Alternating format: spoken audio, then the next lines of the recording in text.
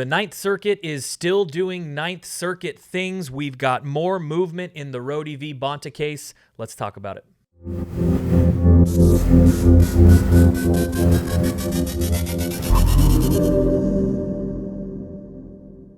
Hey everybody, welcome back to the channel today. We've got some more breaking news. It's not necessarily a surprise, but it's not the way we wanted it to go. It looks like there has been a stay put on the Rhode v. Bonta case while it's up in the Ninth Circuit. To talk us through it today, we've brought on volunteer CRPA President Chuck Michel. Chuck, thank you for being with us today. Always a pleasure, guys. Thanks for helping us get the word out.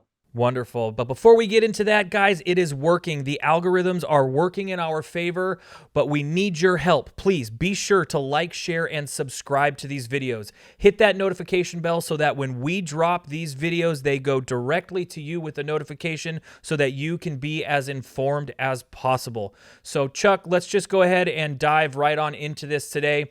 Can't necessarily say it was a surprise from the Ninth Circuit. We have had some contentious rulings in the near and distant past.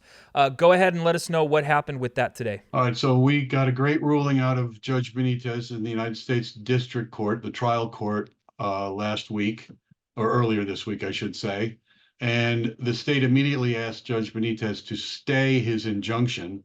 The injunction that he issued is a permanent injunction and judgment that blocks the state from using its ammunition background check computer system and blocks the state from stopping people from bringing ammunition into the state if they bought it in another state.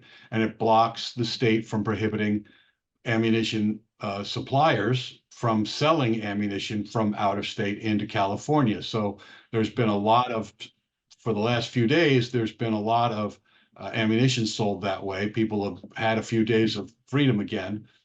But because Judge Benitez denied the state's request to stay his injunction, they then asked the Ninth Circuit to stay his injunction. And we opposed that, but unfortunately, the motions panel, which is the three-judge panel that hears these kinds of housekeeping questions, like whether or not to stay an injunction or when a brief will be due or whether or not you can exceed page limits, those kinds of things, granted this emergency administrative stay. Now, that doesn't mean it's permanent. The motions panel is different from the merits panel. You get a new motions panel every month. So the February motions panel is the panel that ruled on this and granted this stay. But now we'll go to the merits panel. And this is what just happened a couple of weeks ago in the May case on CCWs in sensitive areas. The motions panel granted the stay, and and then the merits panel overturned it and said this law is not going to go into effect. So we will now hope that the motions panel, and we will have to file something with the motions panel asking them to, the merits panel, asking them to overturn the motions panel decision like they did in the May case, CRPA's May case. So it's not quite over yet, but for now, the freedom couple of days has been stopped by this motions panel order granting the state's request to stay Judge Benitez's injunction. How exactly do they look at these cases, especially when you are not necessarily hearing any testimony from attorneys or anything like that? You're specifically looking at this motion to stay an injunction or a decision. How does the motions panel actually work through that process? Well, the test they're supposed to apply is what is the status quo? They're supposed to preserve the status quo. And what gets a little confusing here is this Prop 63 passed in 2016, and since then there have been restrictions on the way ammunitions can be sold or shipped into the state or brought into the state because of the law. But that should not be considered the status quo. The status quo is the way things were before the law passed. We got an injunction against this law back in 2016-17. It's been going on ever since, only because of the procedural. It had to go all the way up through the Ninth Circuit. It sat behind Duncan while Duncan went to the Supreme Court. The Duncan case came back down, and all these cases were then remanded back down by the Ninth Circuit back down to Judge Benitez in the trial court. So all of that time, that's not the status quo. That is the new law in place that upended the status quo. So the court should have and hopefully the merits panel will look at the time before this law passed and realize that's the status quo that they should be legally considering in whether or not to grant this stay. And I guess, you get a taste of the freedom that you should be afforded, and then it's pretty quickly stripped away from you again. If memory serves me correctly, with the May case, the difference in those decisions with the motions panel and the merits panel was just a couple of days, right? Is that something that could potentially happen in a couple of days, or would you expect it to take longer? No, this could happen in a couple of days because once the motions panel rules, it's supposed to go straight to the merits panel. And we filed something in the May case to expedite that process, and we'll do that again to try and get the merits panel involved as soon as possible. Well, perhaps another layer to right this this wrong. But going forward with this, what do you see for the case overall? What are your final thoughts? Keep the faith. Don't give up hope. We're fighting. We're winning.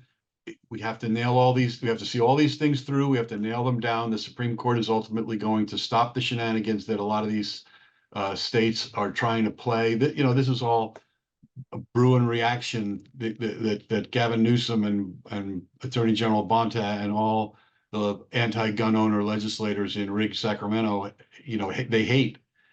They want to be able to work towards banning civilian possession of firearms entirely. Let's not sugarcoat it. That's their agenda.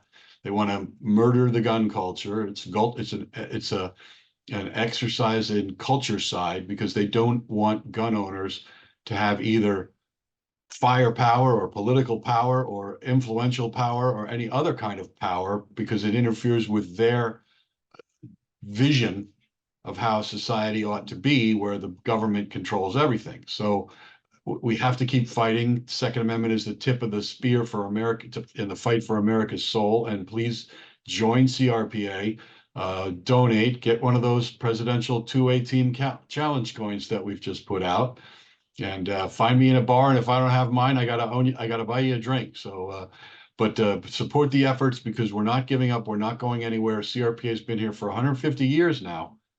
And we're in here for the long haul, and we're ready, willing, and able to fight the scorched earth, no holds barred battles that the state uses taxpayer money to fund.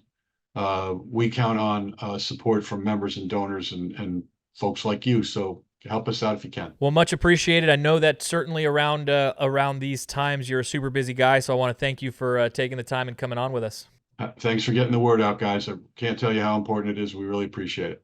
Wonderful. Well, if you guys like these videos and content like this, if you enjoy seeing these hit your notification box when they are dropped, please be sure to like, share, and subscribe to these videos. Hit that notification bell so that you get notified when they drop. Again, we are trying to make sure everybody is as informed as possible.